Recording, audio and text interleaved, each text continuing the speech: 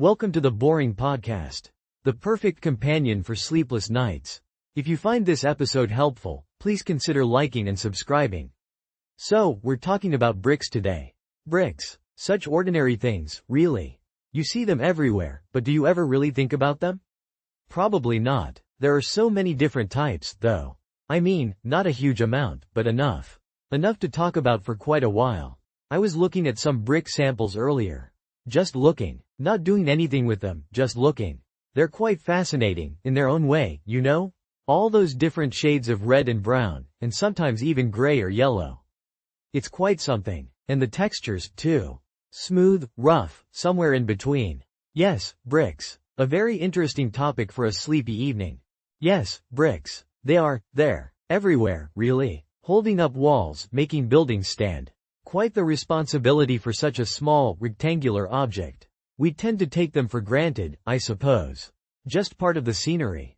But someone has to make them, you know. They don't just appear. There's a whole process involved. And that process, well, it can vary depending on the type of brick you're making. Clay bricks, concrete bricks, calcium silicate bricks. The list goes on, or at least it continues for a bit. And each one has its own specific manufacturing method. It's all quite methodical. And repetitive, which is good. Good for sleeping. I was reading a pamphlet about brick manufacturing the other day. Quite informative, actually. Or at least it filled some time. Pamphlets. They're something. A way to convey information, I suppose. Like a little booklet. Often folded in thirds. Sometimes more, sometimes less. I remember seeing a pamphlet about bricks once. Or maybe it was about something else entirely. It's hard to recall these days. But back to bricks. They're primarily made of clay, aren't they? Most of them, anyway. Clay is dug from the ground, you see. Big holes in the earth. Quarries, they're called. And then that clay is processed. Somehow. I'm not entirely sure of the specifics, but it involves machines, I believe. Machines, yes. Large, rumbling machines. They do the work. The heavy lifting, so to speak. Although I'm not sure if lifting is actually involved. More like processing, mixing and shaping and other things. Technical things. Things I don't fully understand, if I'm being honest. But the machines do it all. Efficiently, I presume. Or at least consistently. Day in, day out. Making bricks. So many bricks. So many bricks. It's quite something to think about. All those bricks, all those buildings. Miles and miles of walls. All made from these little rectangular things. And they come in different sizes, too. Not just the standard size. There are larger bricks, smaller bricks. Bricks for different purposes. It's a whole world of bricks out there. A world we rarely consider. But it's there, silently supporting our structures. Quite remarkable, really. Or not. It depends on how you look at it, I suppose. Perspective. It's all about perspective. Whether you find something remarkable or unremarkable. Bricks, for instance. Are they remarkable? Perhaps. Are they unremarkable? Perhaps. It all depends on how you perceive them. And frankly, I'm too tired to decide right now. The process of brickmaking, though. That's something we can delve into. Slowly. Methodically. Layer by layer, like the layers of clay being pressed together. Or something. Pressed together. Yes, that's part of it. The pressing. Compacting the clay. Making it dense and brick-like. There's moisture involved, too, isn't there? Water. To make the clay pliable. Malleable. Is that the right word? Malleable? It sounds right. Anyway, the water mixes with the clay. And then, things happen. Things involving machines and heat and time. Time. Yes, time is a crucial ingredient. Everything takes time. Even making bricks. You can't rush the process. Or maybe you can. I'm not entirely sure. But I imagine it's best to let things happen. At their own pace. Slowly. Deliberately. Like this conversation. We're taking our time, aren't we? Exploring the topic of bricks in a relaxed manner. A sleepy manner, even. We were talking about bricks, and I was thinking about the different shades of red you sometimes see. It's quite fascinating, really. The subtle variations, almost imperceptible sometimes, from a slightly more orange red to a deeper, almost brownish red. I suppose it depends on the clay, doesn't it? And the firing process, of course. The temperature and the duration of the firing can affect the final color. I remember seeing a brick wall once where each brick was a slightly different shade, and it created this very subtle, almost textured effect. It wasn't jarring at all, but it added a certain depth. I think it was somewhere in, I can't quite recall now. But the bricks, they were interesting. Yes, the firing process is quite important. It's not just about making the bricks hard, but also about achieving the desired color and texture. There are different types of kilns, you know. Some are more traditional, using wood or coal, while others are more modern, using gas or electricity. And the type of kiln can influence the final product, I believe. I once read a rather long article about the history of brickmaking, and it detailed the evolution of kilns over the centuries. It was quite detailed. I can't remember all the specifics now, of course, but it was rather informative. And it made me appreciate the complexity of something as seemingly simple as a brick. They are quite remarkable when you think about it. Just bricks. And the size and shape of the bricks too. There are standard sizes, of course, but there are also variations. Longer bricks, thinner bricks, even curved bricks for specific architectural purposes. I imagine there's quite a bit of precision involved in getting the dimensions just right. And the edges, whether they're sharp and defined or slightly rounded. These small details can make a difference in the overall appearance of a brick wall. It's not just about stacking bricks, it's about craftsmanship, I suppose. Although it's something we rarely think about, isn't it? The individual bricks. Indeed. And the mortar between the bricks is important too. It holds everything together, after all. And the color of the mortar can also affect the overall look. A darker mortar can create a more contrasting effect, while a lighter mortar can blend in more seamlessly. I've seen some brick walls where the mortar is almost the same color as the bricks, creating a very uniform appearance. And then there are others where the mortar is deliberately contrasting, adding another layer of visual interest. It's all a matter of preference, I suppose. And the desired aesthetic. The way the light hits it can change everything too. Light and shadow. Yes, that plays a role as well. The way the light falls on a brick wall can highlight the texture and the variations in color. Early morning light, for example, can create long shadows that emphasize the depth of the wall. And then in the afternoon, the light is different, casting shorter shadows. It's quite dynamic, in a way. Even though the wall itself remains static. It's the interplay of light and shadow that gives it life. In a sense. I'm probably overthinking this, though. It's just a brick wall. No, I think it's interesting. The way we perceive things, even something as mundane as a brick wall. It's all about perspective, isn't it? And the details we choose to focus on. We can simply see a wall, or we can appreciate the individual bricks, the mortar, the color, the texture, the light and shadow. It's all there, waiting to be observed. And it can be quite meditative, I find. Just looking at a brick wall. Thinking about all the individual components. Thinking about how it was made.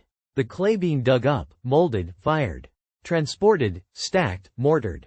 It's a whole process. And it results in something that's functional and in its own way, quite beautiful. I've always found that fascinating. The way something so ordinary can be so intricate. When you really think about it. We take it for granted, I think. The humble brick. Yes, the humble brick. A small, rectangular piece of fired clay. But so much more than that. A building block of civilization, one might say. It's quite profound when you consider it. From ancient structures to modern skyscrapers, the brick has played a vital role. It's a testament to human ingenuity, I suppose. And to the versatility of clay. Simple clay. It's quite remarkable. Clay. Yes. And different types of clay yield different results. Some are more suitable for bricks, while others are better for pottery or tiles. It's all about the composition of the clay, the minerals and other elements it contains. I once visited a pottery studio, and the potter explained the different types of clay to me. It was quite informative. I can't remember all the details now, of course, but I recall being impressed by the variety of clay. Variety. Yes, that's a good word for it. There's so much variety in the world. Even in something as seemingly simple as a brick or clay. It's quite overwhelming, sometimes. When you stop to think about it. All the different types of everything. The subtle variations. The complexities. It's a lot. We were talking about the different types of bricks, weren't we? Yes, I believe we were. Common bricks, also sometimes referred to as building bricks, are the most prevalent type. They are generally reddish-orange due to the iron content in the clay used to make them. The process involves molding the clay, drying it, and then firing it in a kiln. The temperature of the kiln is quite important, you see. It determines the final hardness and color of the brick. And speaking of color, there can be slight variations depending on the specific composition of the clay. It's a subtle difference, but sometimes noticeable.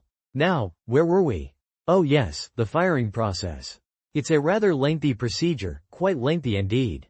Yes, the firing process. Quite important. The bricks are placed in the kiln, and the temperature gradually increases. This takes time, naturally. You can't rush the process. Rushing would result in uneven heating and potentially cracked bricks.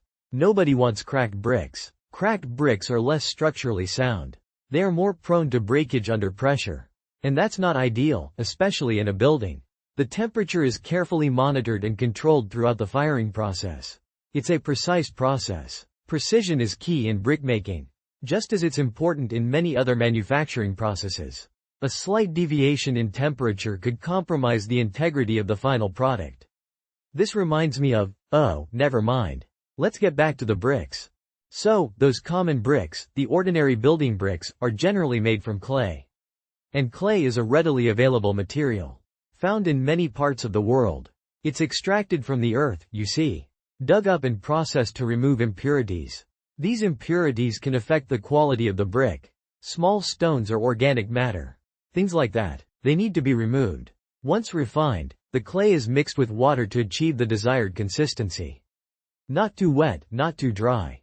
Just right. Like Goldilocks and the porridge. Although this isn't a fairy tale, is it? No, this is about bricks. And bricks are very real. Very solid. Solid, yes. And different clays yield different bricks. Some clays are more suitable for brickmaking than others. This has to do with their composition, their mineral content, the size and shape of the particles.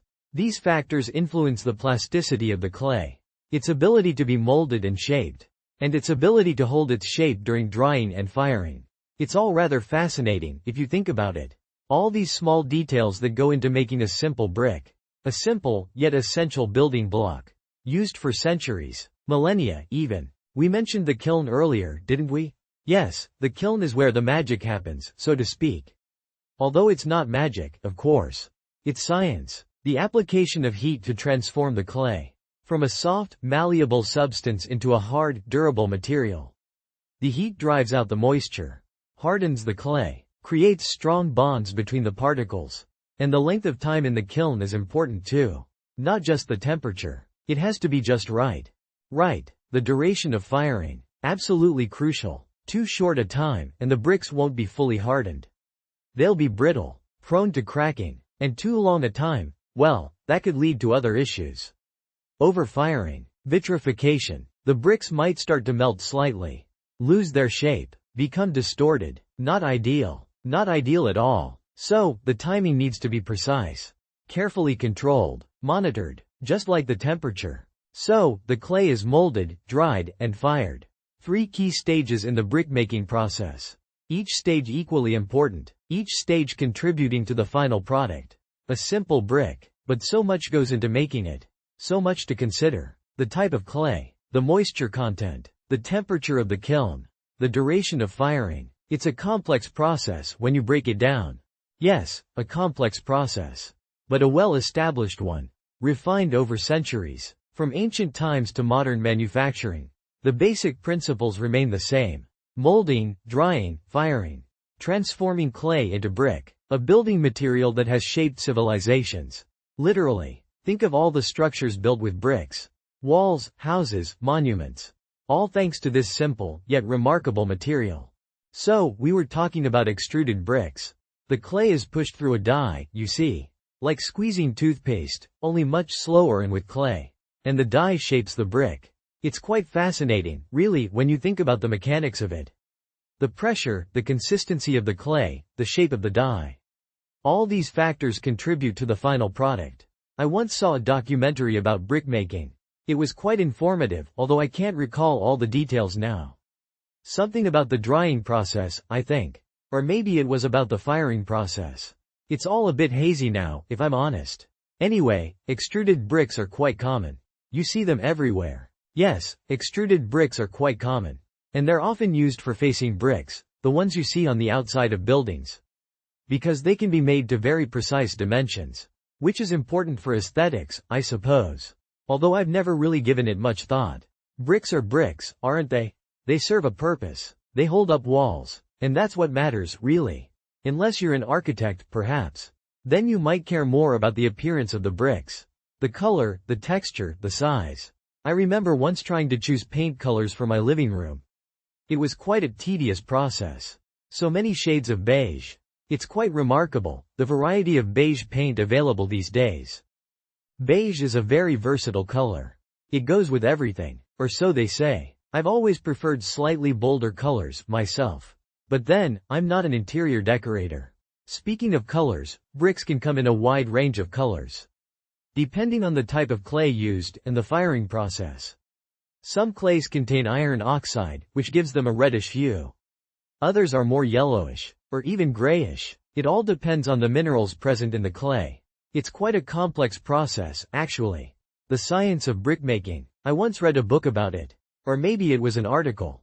I can't quite remember. Reading can be quite a relaxing activity. Especially before bed. Although sometimes I find myself rereading the same sentence over and over again, without really absorbing the information. It's quite frustrating, actually.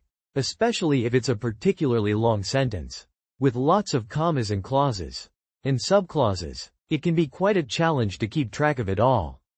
But I digress. We were talking about bricks, and their various colors, and the reasons for those colors. It's all very interesting, if you think about it.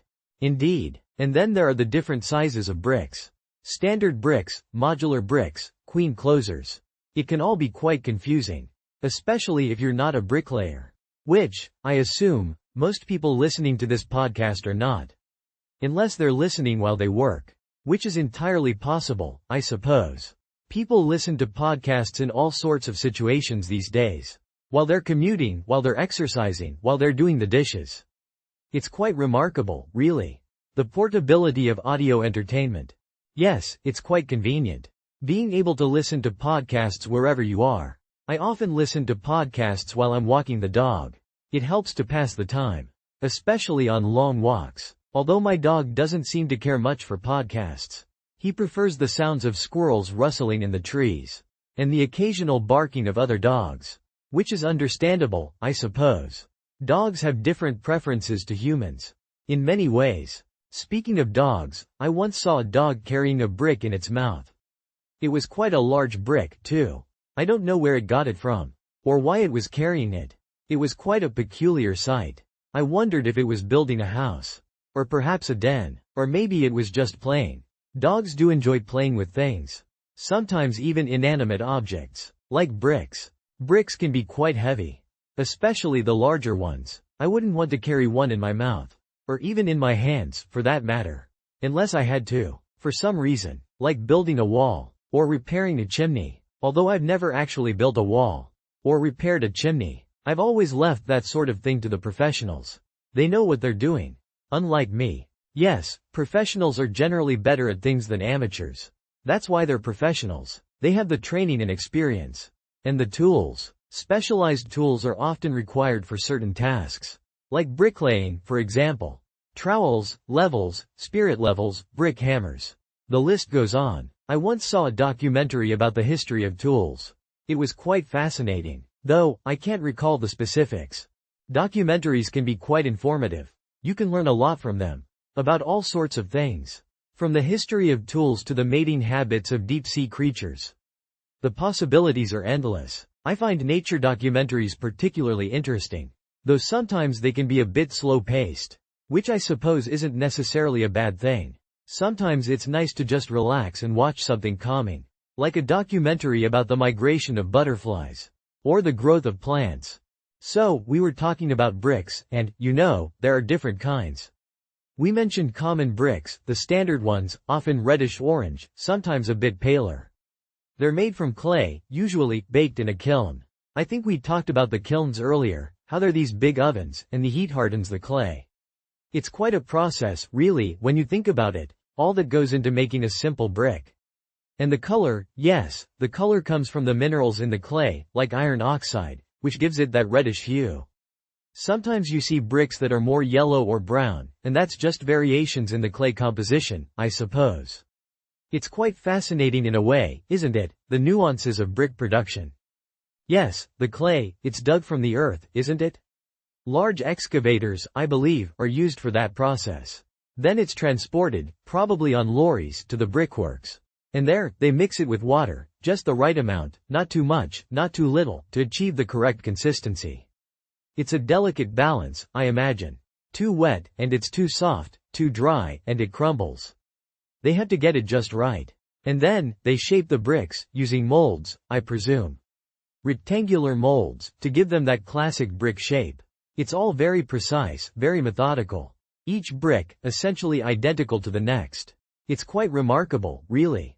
We mentioned the firing process, didn't we? The kilns, they're heated to very high temperatures, hundreds of degrees, I believe. This hardens the clay, makes it durable, weather-resistant. Essential for building, of course.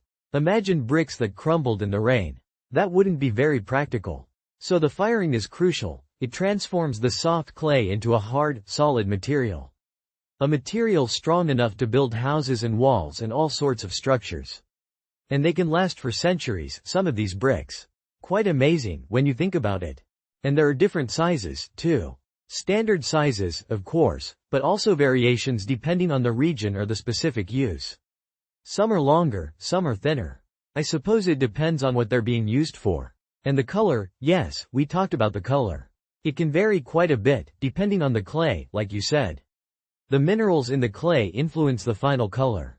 Iron oxide for the reddish ones. Other minerals for other colors. It's quite a science, really, the whole process of brickmaking. We talked about engineering bricks, too. Denser, heavier. They're used for specific purposes, where extra strength is needed. Foundations, perhaps, or retaining walls. They're made with a different type of clay, I believe, or maybe they're fired at a higher temperature. Something that makes them more robust, more resistant to pressure and moisture. It's all quite intricate, really, the different types of bricks and their specific applications. And facing bricks, the ones used for the exterior of buildings.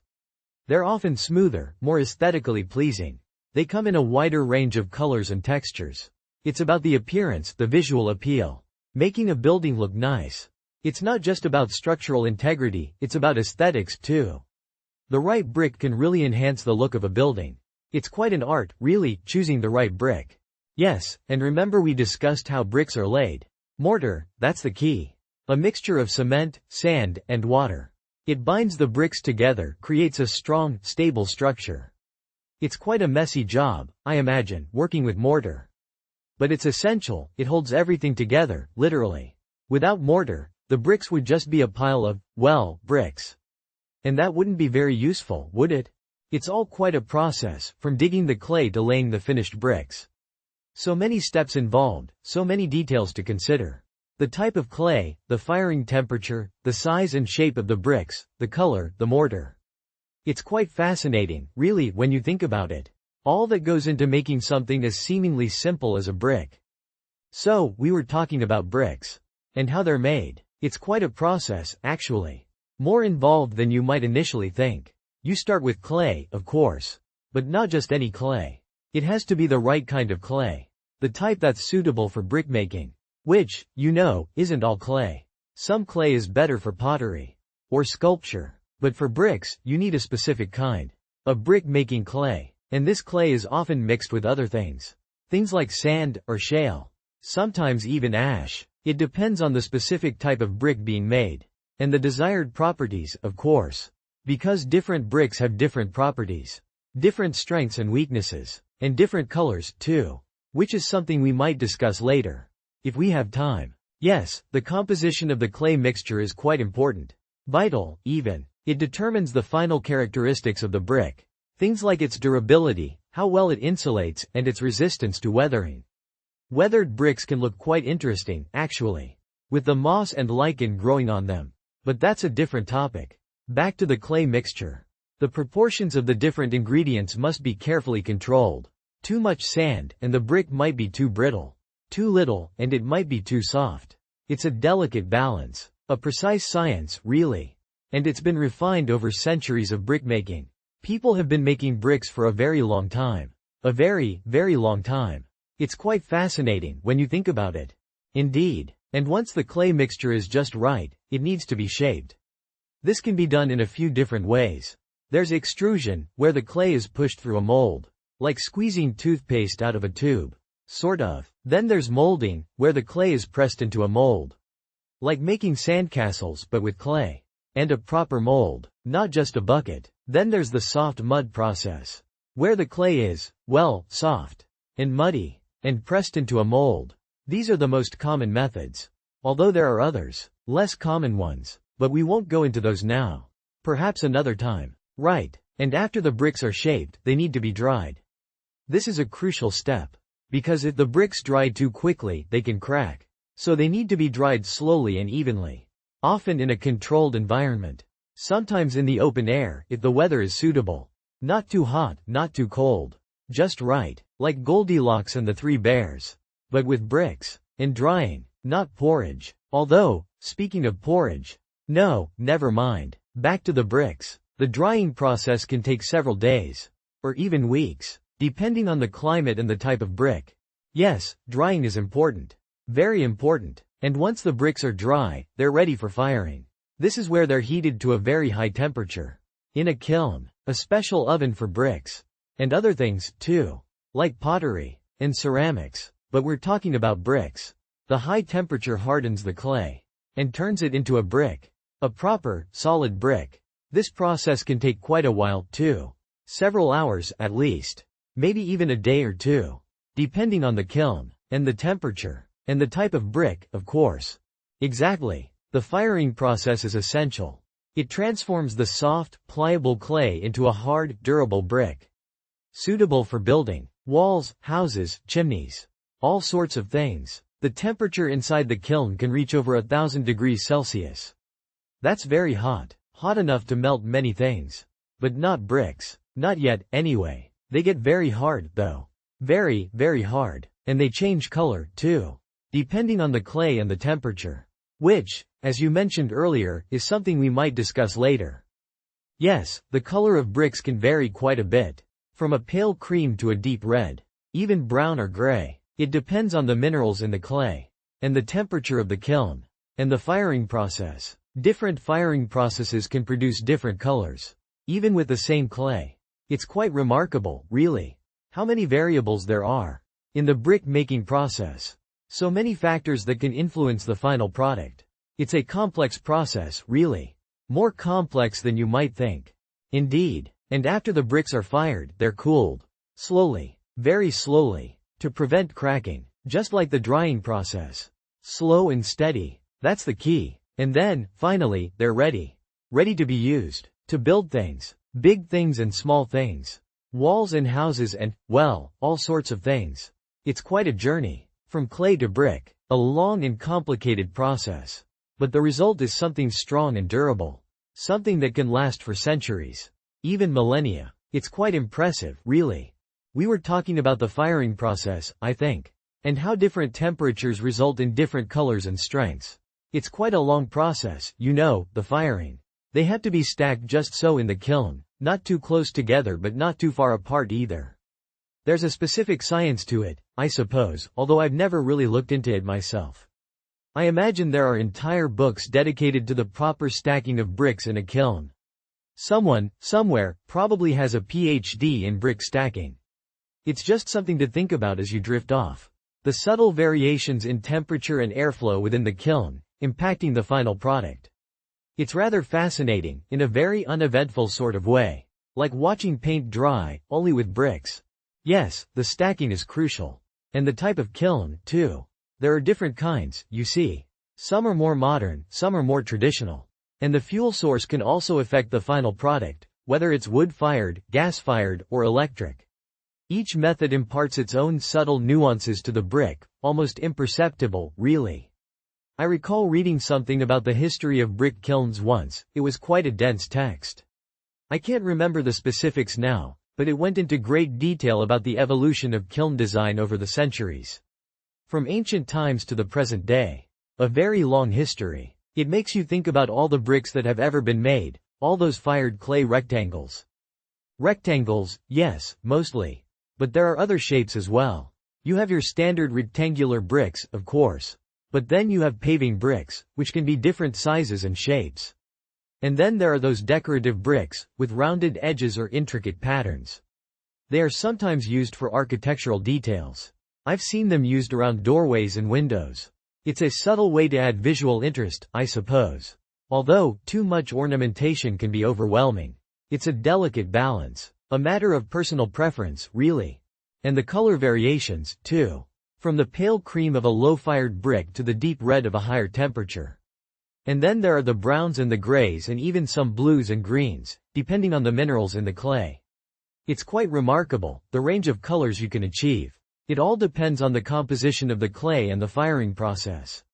And even the weather, I believe, can play a role. Humidity, temperature, all these factors contribute to the final product. It's a complex interplay of elements. It's almost like a recipe. A recipe, yes, that's a good analogy. Like baking a cake, but with earth and fire. And time. Lots of time. It's a slow process, brickmaking. Not something you can rush.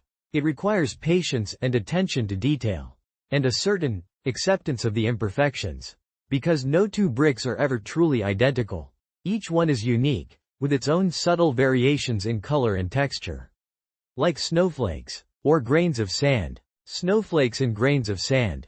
Yes, that's a good way to put it. Each one infinitesimally different from the next. It makes you think about the vastness of everything. The sheer number of bricks and snowflakes and grains of sand. It's quite overwhelming when you stop to consider it. But also, somehow, comforting. In a strange way. Knowing that there's so much out there, beyond our immediate perception. Beyond our perception, yes. It's a vast universe. Filled with bricks and stars, and other things. Things we may never fully understand.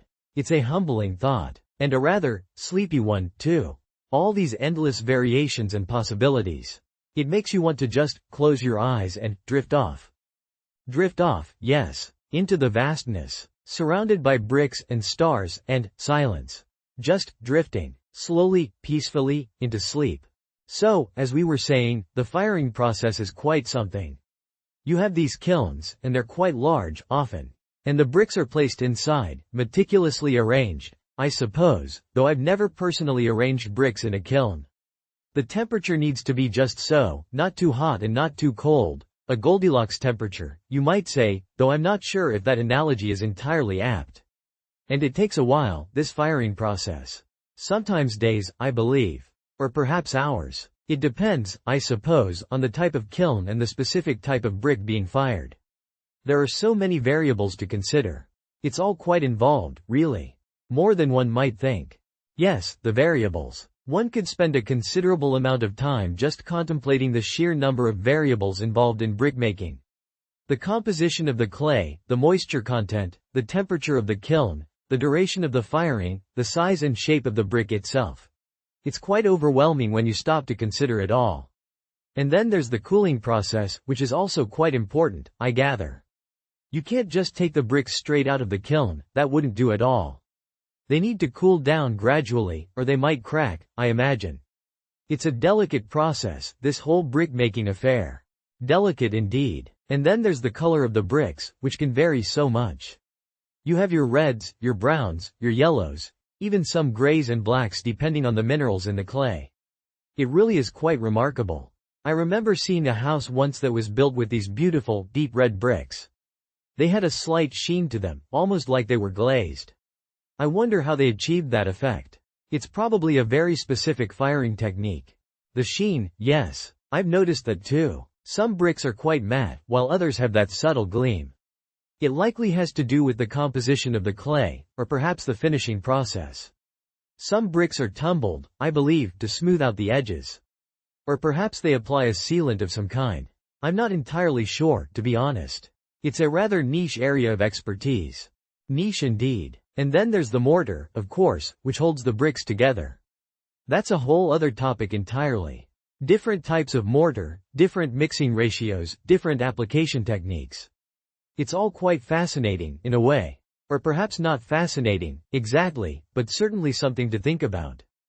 The mortar is essential. It's what binds the bricks together, creating a solid structure. Without mortar, the bricks would just be a pile of bricks, wouldn't they? Not very useful at all. I've often wondered about the precise composition of mortar. Is it just cement and sand? Or are there other ingredients involved? I suppose it varies depending on the application. It probably does vary. And there are different colors of mortar too, which can complement or contrast with the color of the bricks. It's another design element to consider. One could spend a lifetime, I imagine, just studying the nuances of brick and mortar combinations. A lifetime indeed. And we haven't even touched upon the different patterns in which bricks can be laid. Flemish bond, English bond, running bond. It's quite a complex subject. Perhaps we can delve into that another time. Perhaps we can. Or perhaps we can revisit the topic of kiln temperatures. There's still much to explore there. Or maybe we could discuss the history of brickmaking. The possibilities are endless, really. But for now, I think we've covered quite a bit. Yes, quite a bit. We've barely scratched the surface, haven't we? There's always more to learn. It's a vast and complex field, this world of bricks.